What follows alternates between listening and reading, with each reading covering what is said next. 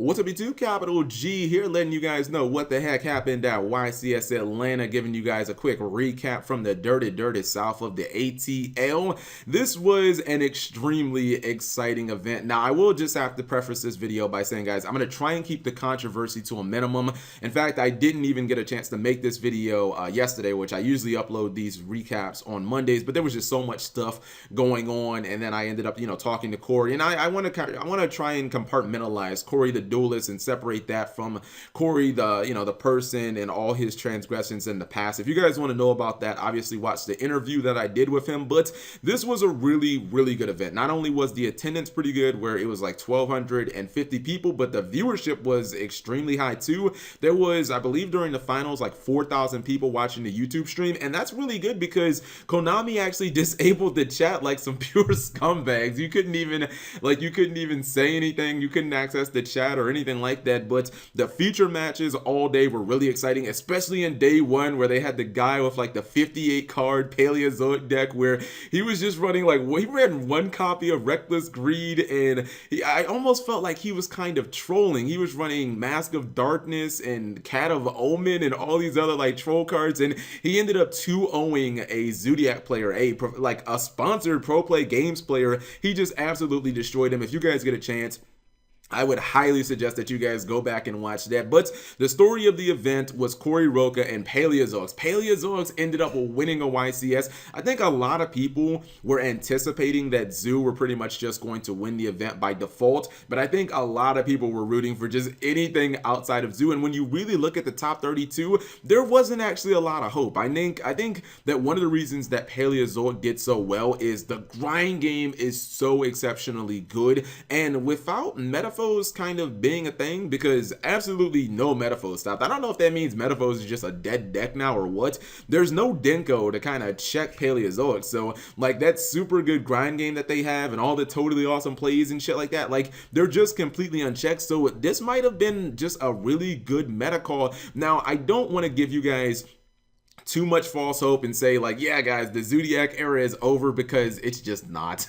If you look at the top 32 breakdown, you get 15 pure zoos. I mean, that's basically half the field right there. You get seven builds that were running kaijus, and then you have one invoked build. Actually, no, you have another kaiju invoked build. I believe if you add these up, you get 24, which is 2/3 of the top cut. So like 75, or excuse me, it's 3/4 of the top cut. So I believe that like 75% of the top cut basically ran some type of zoo cards. In fact, there's even more here with like Zoo Infernoids and Zoo Metapho Magispectors. So like Zoo still dominated this. I just think that because we're seeing so much Zodiac in the format, that it kind of hinders the deck's ability to fight against other decks, when so much of the Zodiac so much of the Zodiac side deck is, kind of designed for the mirror match, and I have to side this card going second, I have to side this card going first. Now, one of the biggest reasons that Paleozoic did so well and that Corey Roca was able to win this event is this card right here, Lost Wind. It was the card of the entire event. If you guys don't know what this is, it's kind of, I want to say it's like gonna be maybe the new Fiendish Chain. It only works on special summon monsters, but it basically works the same as Fiendish Chain. You flip it over, you target a special summon monster on the field, you can negate that monster's effect, and then you can actually cut that monster's attack in half. And then if your opponent special summons a monster from their extra deck while this card is in the graveyard, you get to reset it. So in Paleozoic, this card is just, it's absolutely busted. It becomes like a +2, because not only do you potentially get to negate 2 monster effects and then cut 2 monsters in half, but then you also get to activate your Paleozoic cards in the graveyard, and it is kind of resistant to like a Twin Twister. If your opponent tries to like blind Twin Twister or something like that, then if they hit this card, it's not really that big of a deal, because you can revive it from the graveyard. And something that I did not know, but that Corey exploited the hell out of, that these Zodiac players did not understand how this card Lost Winds works. Not only is this cut in, or is the effects of it permanent, but you can use this during the damage step. And I honestly should have known that, because it does actually cut the monster attack in half. And it's crazy, because what happened is I saw this at least 4 times in his feature matches.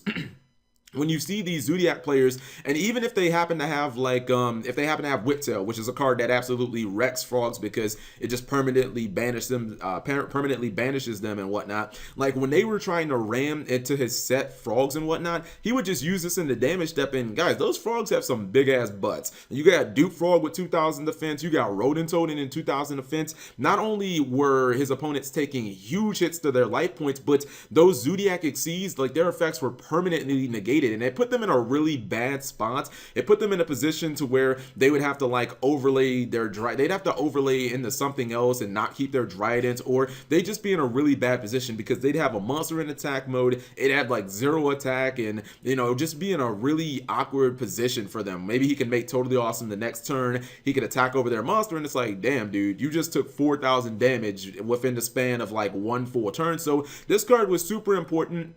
I find it kind of interesting that he reverted back to the 40 card Paleozoic, and we did see that at YCS Anaheim a few YCS back. But I think one of the big issues with Pot of Desires, and don't get me wrong, Pot of Desires is, I feel like as great as Desires is for Paleozoic, I still feel like it's a coin flip, because once you run out of your 9 frogs, you basically lose the game, and you will banish some of them through Rodent Toad, and obviously, you know, some of them will go to the graveyard. But if you banish too many of your frogs with Pot of Desires, you can just lose the game. Like the best thing about Paleozoic is it has that incredibly strong grind game because of Rodent Toad and because of Totally Awesome. But if you banish like 4 frogs from a Pot of Desires, like you've basically killed your grind game. So this is going to be a very strong deck moving forward, but I think it's going to be interesting how people start adjusting. And don't quote me on this, guys, but I think if Paleozoics do really well at the next event, one card I think you could actually start seeing people move towards is Jinzo. And this is going to sound crazy.